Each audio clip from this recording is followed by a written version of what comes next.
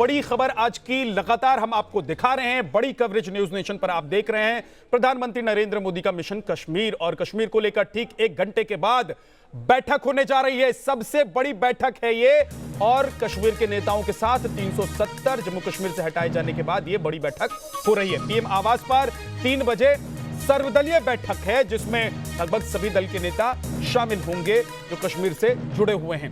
कश्मीर पर सभी दलों से चर्चा प्रधानमंत्री नरेंद्र मोदी करेंगे। फारूक अब्दुल्ला, महबूबा मुफ्ती, गुलाम नबी आजाद इसमें शामिल होंगे।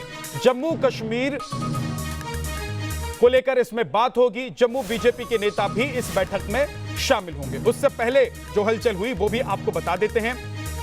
एक तरफ कांग्रेस ने अपनी बैठक की है इस बैठक से पहले, तो दूसरी तरफ फारूक अब्दुल्ला दिल्ली पहुंच गए। महबूबा मुफ्ती ने जो बयान दिया था उस पर उन्होंने किनारा कर लिया।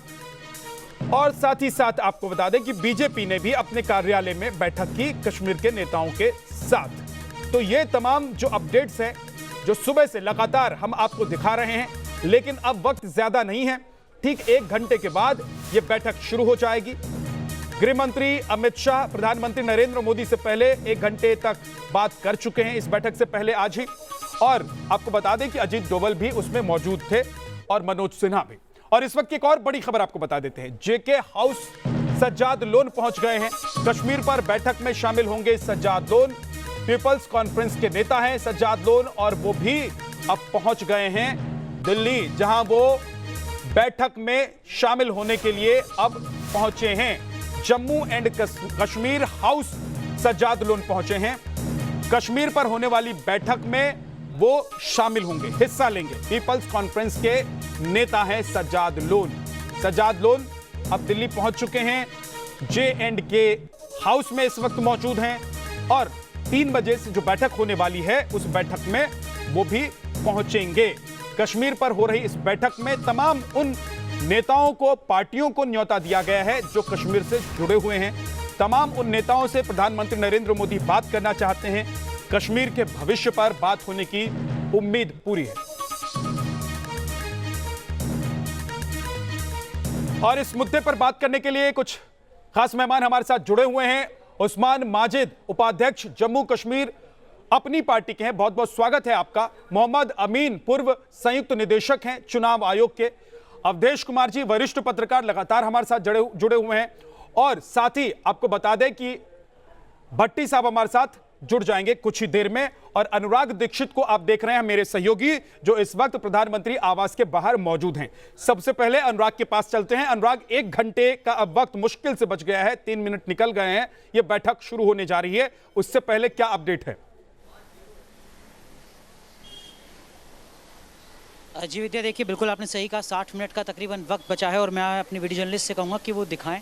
ये पीछे ठीक मेरे प्रधानमंत्री आवास, जहाँ पर जो तमाम नेता हैं जम्मू कश्मीर के, वो अब से थोड़ी देर में यहाँ पर पहुँचेंगे, क्योंकि जो डिस्टेंस है जम्मू कश्मीर भवन से फारूक अब्दुल्ला के घर से यहाँ तक आने में, उसमें बहुत ज़्यादा वक्त नहीं लगता है। यही एक बड़ी वजह है जिसके चलते अभी यहाँ पर सन्नाटा है, अभी बहुत ज़्यादा हलचल नहीं है। लेकिन जो अतिरिक्त सुरक्षा बल हैं वो यहाँ पर तैनात किए जा चुके हैं। मुश्किल से 3 बजने से 30 मिनट पहले, 20 मिनट पहले जो हलचल है वो यहाँ पर दिखेगी। यानी अभी हमें लगभग आधे घंटे का इंतजार और यहाँ करना होगा उस हलचल को देखने के लिए जो जुड़ी हुई है जम्मू कश्मीर के भविष्य को लेकर।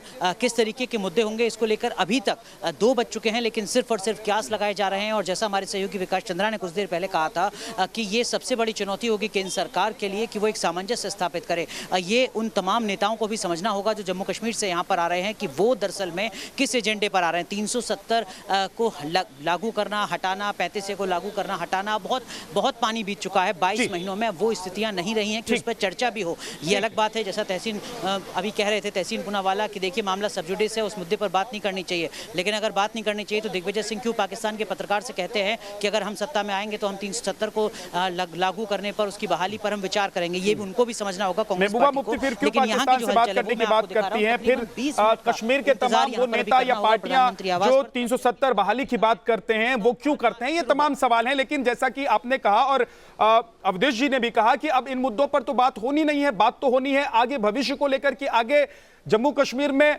किया क्या जाए, वहां पर क्या हो सकता है आगे, उस पर बात होनी है। इकबाल सिंह लालपुरा, प्रवक्ता बीजेपी के हमारे साथ जुड़ गए हैं। सर बहुत बहुत स्वागत है आपका इकबाल सिंह जी। वेलकम जी।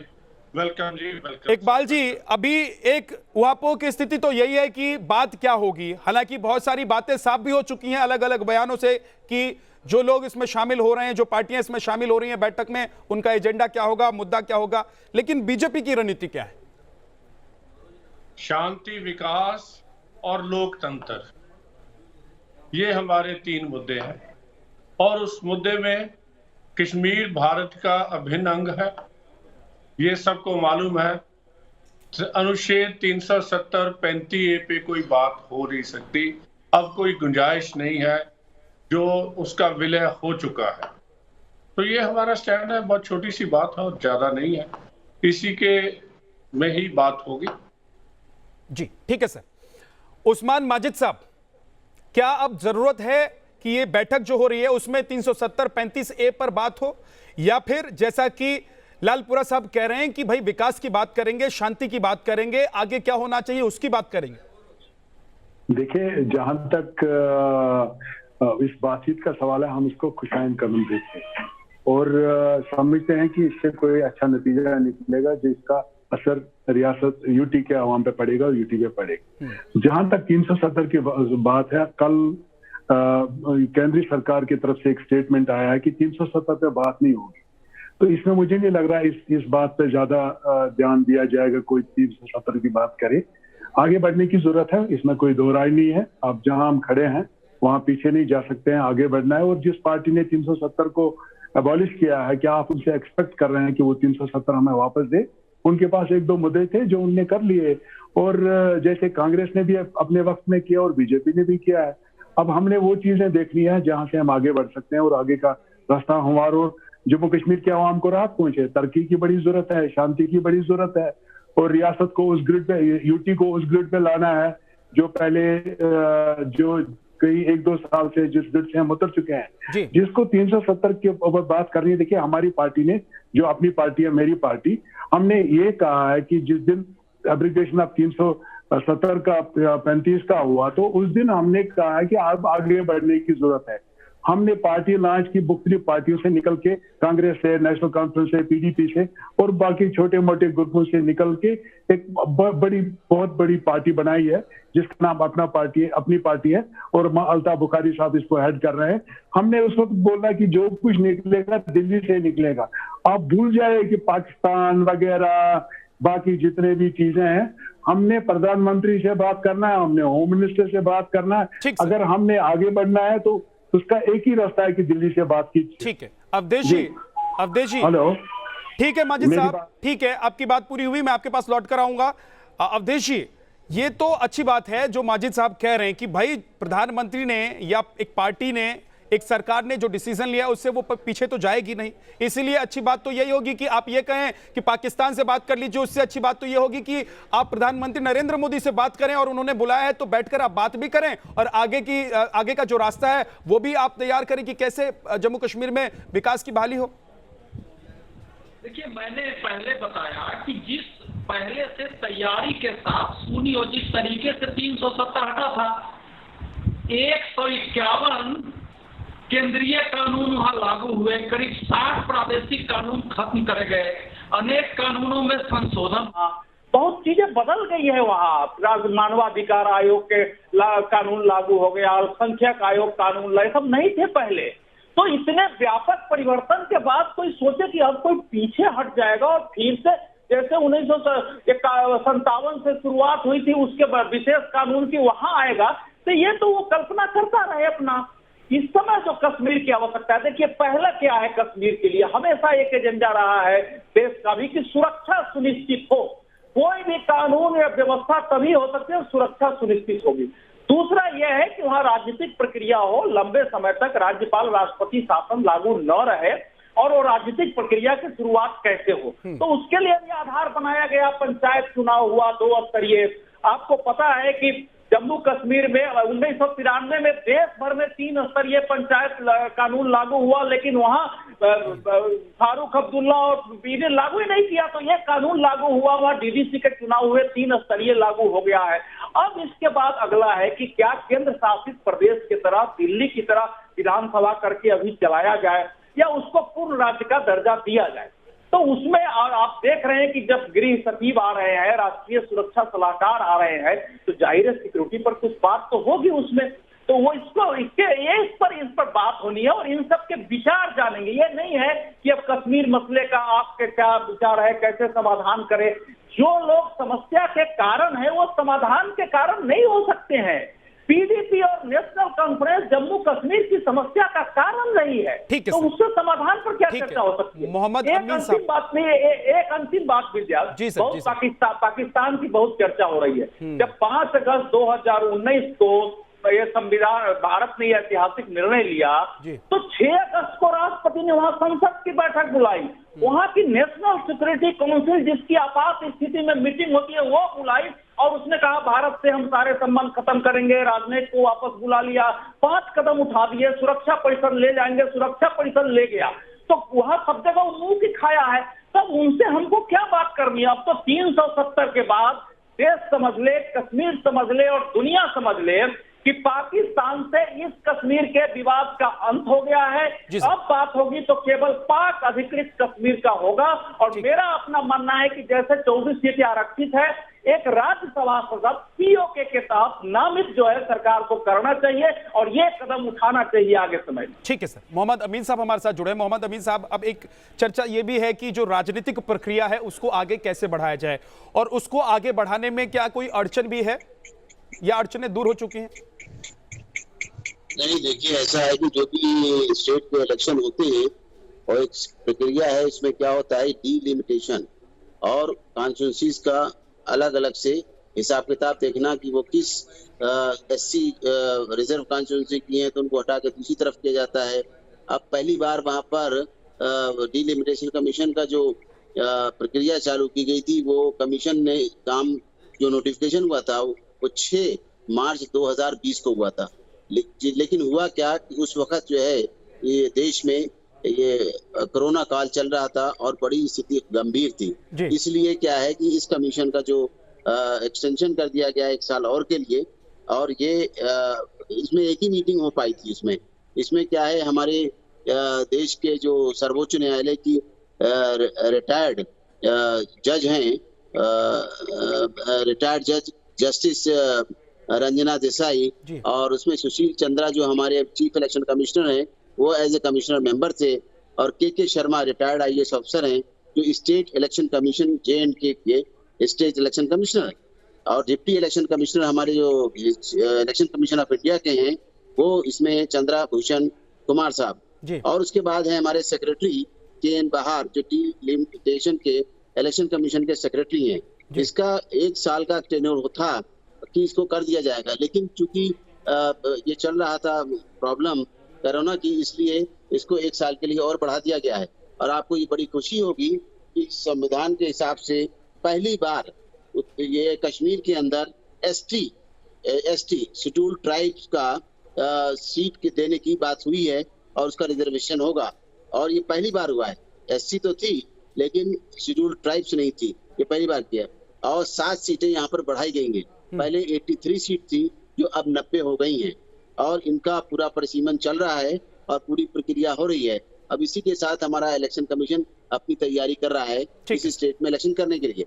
और इसके साथ एक चीज और बता दें, लोकल रिप्रेजेंटेशन भी होता है, जिसमें फर्स्ट जो मीटिंग हुई थी उसमें हमारे जो एसोसिएट मेंबर होते हैं वो 5 मेंबर ऑफ पार्लियामेंट हैं, उनको भी बुलाया गया था।